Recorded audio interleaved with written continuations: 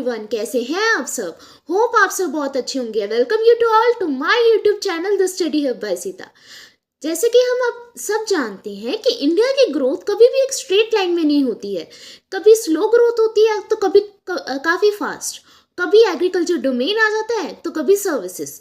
तो आज के इस लेक्चर में हम समझेंगे कि इंडिया के इकोनॉमिक ग्रोथ का पैटर्न और स्ट्रक्चर कैसा होता है बिफोर इंडिपेंडेंट एंड से लेकर आज तक, बिल्कुल सिंपल लैंग्वेज में। First is what is the meaning of economic growth? Economic growth means increase of national income or GDP. It is a long period increment and can be measured in a constant price. India में growth को समझने के लिए हम time wise और sector wise analyse करते हैं। Pattern of economic India time wise, अगर हम प्री इंडिपेंडेंट टर्म की बात करें यानी before 1950, there is very low growth, about 0.5 per year. Cardinal expression होता था, एग्रीकल्चर डोमेन होते थे और इंडस्ट्री डेवलपमेंट ऑलमोस्ट ज़ीरो था और था ही नहीं इतना, which is also known as stagnant economy.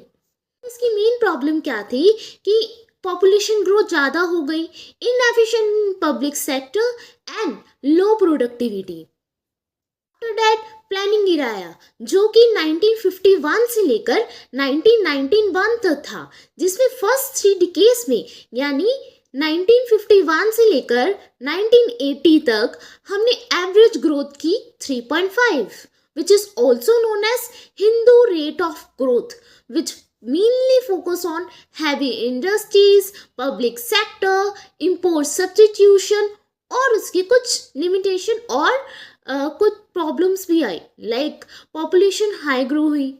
Inflation growth pattern क्या थी, अगर हम 1990 से देखें तो इसमें 6% ग्रोथ हुई।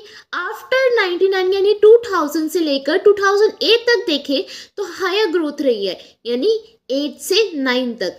After that in 2010 to 19 there is a fluctuation growth.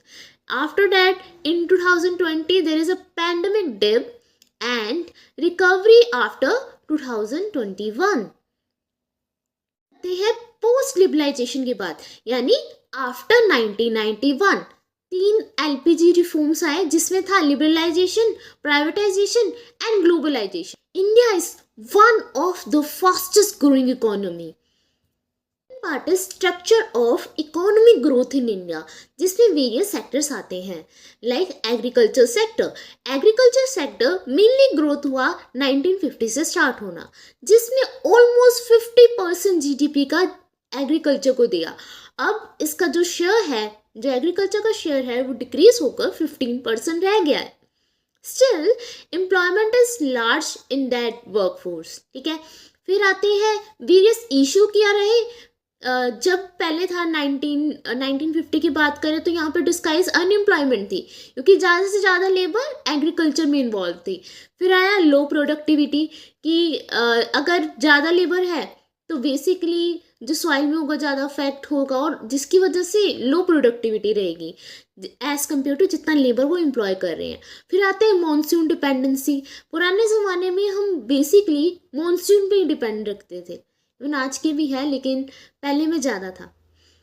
That there is a service sector. Service is the fastest growing sector in the economy, and it contribute about 56% of the GDP. It include like banking, education, health, tourism, etc. India show that service lead growth until India show the service lead growth as compared to or unlike to many other developing countries. Second, in industrial sector, which include manufacturing, mining, constructing and growth modern. Manufacturing share is main stagnant, means जो इसकी growth रही है वो simple यानी straight line में हुई, stagnant पे हुई है। अगर इसकी बात करें तो इसमें मेक इन इंडिया आया था, which lead to the boost of this sector. Key factor of India growth pattern. First is shift of agriculture to service sector में शिफ्ट होना, फिर जॉबलेस ग्रोथ प्रॉब्लम को सॉल्व करना, secondly regional imbalance, thirdly the growth with inequality, consumption lead development, structural changes as compared to 1950 to present. In agriculture 1950 get higher GDP share, और अगर हम आज की बात करें तो एग्रीकल्चर को लो शेयर दिया गया है। फिर आते हैं इंडस्ट्री में, इन 1950 यहाँ पे लो सेक्टर को दिया गया था इन इंडस्ट्री। फिर आते हैं प्रेजेंस में, अगर हम प्रेजेंट में देखा जाए तो इसको मॉडरेट दिया गया है।